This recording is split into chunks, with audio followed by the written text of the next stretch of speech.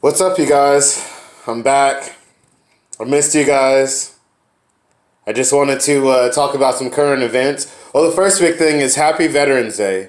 Thank you to all the veterans who fought for us, fought for our freedoms, fought for the things that we take for granted, and some ultimately, some paid the ultimate price. So I just wanted to say thank you for that.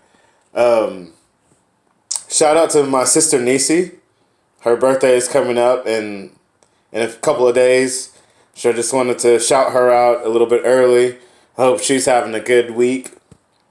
I saw a headline and that kind of concerned me, and that was the Travis Scott situation. I don't know if you guys know who Travis Scott is, but he's a rapper. He had a big concert, and 8 people died at his concert. And I'm just like, man, that's crazy. That's brutal. People were dying in the crowd. He didn't even stop the show. He just kept on singing, and he said he didn't know. So I guess I can maybe understand that. With a big crowd of thousands and thousands of people, you can't see in every single row what's going on. But I did see footage of the kids and the concert goers telling the cameramen and people in the crew what was going on, and that people were dying, and dead people were in front of them, and the camera crew just ignored it and kept the show going. As they say, the show must go on, and I thought that was terrible. I thought that was despicable, and I would imagine that a whole lot of people are negligent in that situation. So you guys can let me know what you think about that. That was it was heartbreaking. I had heard the details, but to see some of the reactions, hear from some of the people that were there, that was to me kind of a big deal, because it was resulted in the loss of life. Also, there's a big trial going on. I don't know if you guys have heard of the Kyle Rittenhouse trial. I guess is that his name? If you haven't heard of that trial, pretty much what's going on is a 17-year-old boy drives across state lines to go to a Black Lives Matter protest and protest against the protesters, I guess. Or he went there to oppose the protesters. Not just any, protests, or not just in any fashion did he show up, but he showed up with an AR-15 around his neck, to a cause that he does not support, let's say that.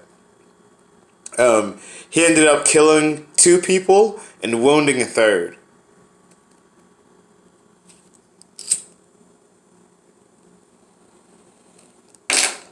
Sorry about that. Thanks for giving me some time.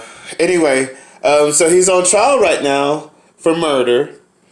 I mean, he's claiming self-defense. I wanted to know what you guys thought. It did seem apparent that whenever he shot the victims, that they were attacking him, it made him feel threatened.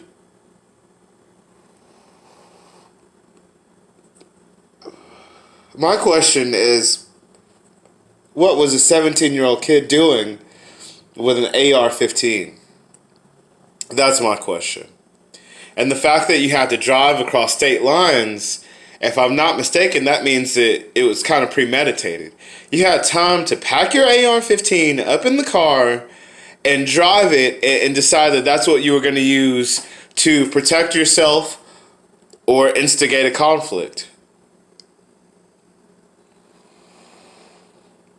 I was watching a guy on the news, and he said it was a result of the defund police, and it was a result of the democratic policies that led to that. So citizens start taking things into their own hands. First of all, let me tell you what this kid who this kid reminds me of. This kid reminds me of George Zimmerman. Different race, but kind of had a hero complex, a cop military complex, wants to save the world. I think they've called him a vigilante. I think that word is fitting, and so that's what you're dealing with here. He might have been in fear for his life when he shot those people, but I think it's fair to say that you wouldn't have had to, you wouldn't have been in fear for your life had you not brought an AR-15 to a gathering where you didn't agree with those values. So what were you doing there in the first place? Secondly, so I'll get back to the news anchor that I heard.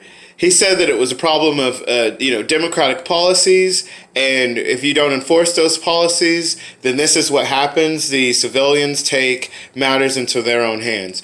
But it's funny when when black people, when we take matters into our own hands, when we do a Black Lives Matter or when we develop a Black Panther, then we're wrong. Then we're, let's let the cops do it. Let's let the cops handle it. Let's restore law and order. I've noticed that. That's funny. That's a funny little double standard there, I think. And I don't think anybody mentioned that yet.